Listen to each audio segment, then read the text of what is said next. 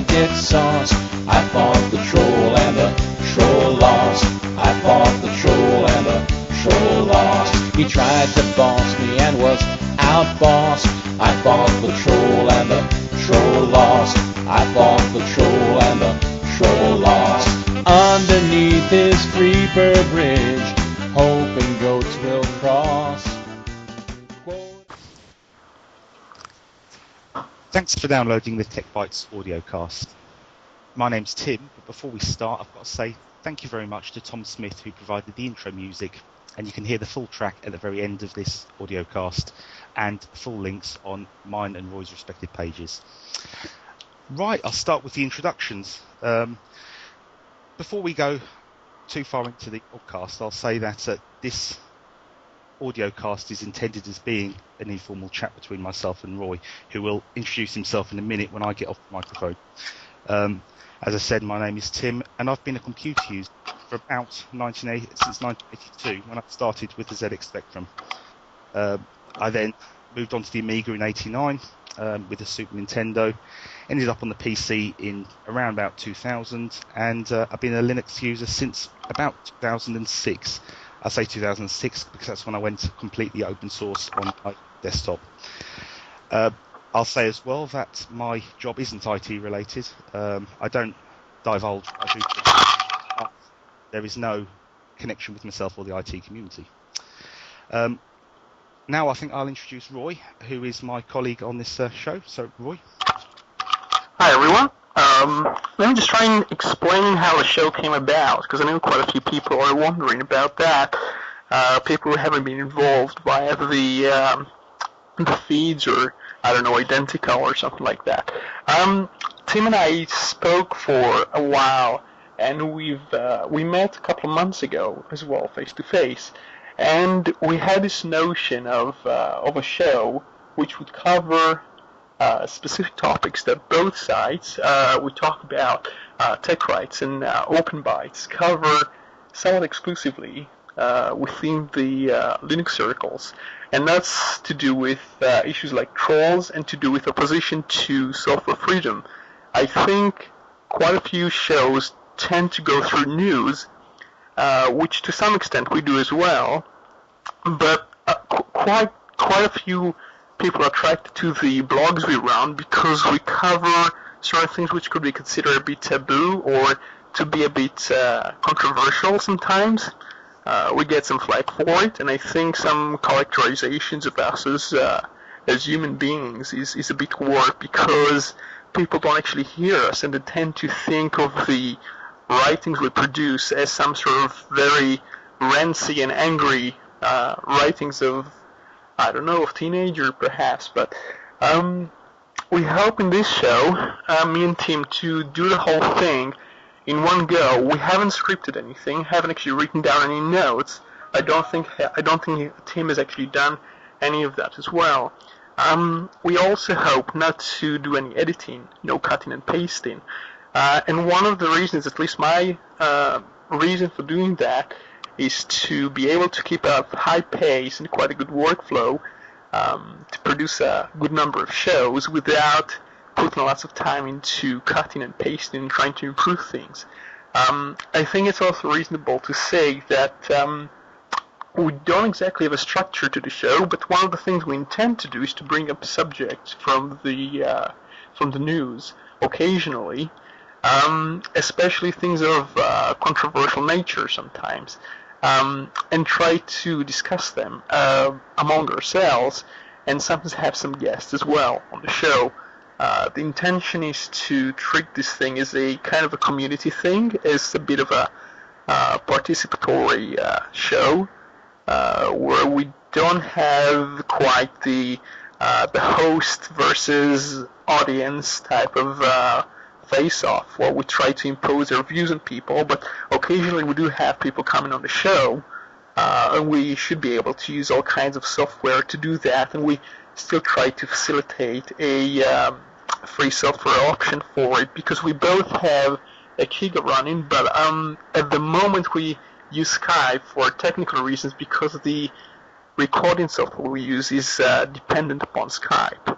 unfortunately. We're quite sure we will find a solution pretty soon, so we'll be able to use free software only option for people who require this type of thing, and we hope to use only free software to produce the show. Tim, I think, is the person who will take the lead when it comes to editing the script, the audio, because he's been looking into Audacity. I've installed that as well. I find it quite baffling because I haven't been editing for a long time, and I think I'll just let him start with some subjects and topics we want to go through. I think what also needs to be mentioned is the amount of work that an audio cast requires. It's very easy when you're listening to the many audio casts on the net, and it wasn't until myself and Roy, started this project that you actually realise how much work goes into them, which is one of the other reasons why we wanted to do a more informal chat, because we get to put our message out, you get to give us feedback, and we can have a discussion about things, and we don't want to be tied up with production and editing and making the podcast more like the ones that are already out on the net. So hopefully it's something different. Back over to you, Roy. Sure. I thought we probably want to start with some news. When we talk about news, and this is what I probably should say this on the first show, I will try to pick a few stories, not all the stories, and I'll try to go through links I've posted in TechBytes throughout the day. As people who read TechBytes probably know by now, we tend to post on a bi-daily type of basis. We tend to give an accumulation of news sorted by topics. One thing I had the urge to do before was to go through the links themselves one by one and to try to give some interpretation of that. But I think that's going to be quite boring, at least for most people, because not all the stories are quite as interesting as others. This week we had all kinds of. We didn't actually have any major news. I've been saying this publicly for a while. We had a fairly quiet week in the Linux world and even in Apple and Microsoft, or whichever way you look at it. And when it comes to Linux, the main story was from UDS when Mark Shuttleworth basically came out and he talked about the Unity interface becoming the default option in I think it's Ubuntu 11.04, and I think it's been discussed so much by blogs. So Tim and I haven't actually done any sort of blogging about that. We haven't actually expressed an opinion on that. My personal reason was it's been discussed so heavily that I know when I see any post about that, I don't have a desire to read it thoroughly. Basically, it just doesn't tend to add anything new to the discussion. And I think we have lots of things that Tim and I like to cover, and that involves the subjects we haven't been seeing much in the blog sphere just yet. Mm-hmm. So one thing we probably have within 2 hours, I'm not sure if Tim knows that, Microsoft is going to announce results as far as I know.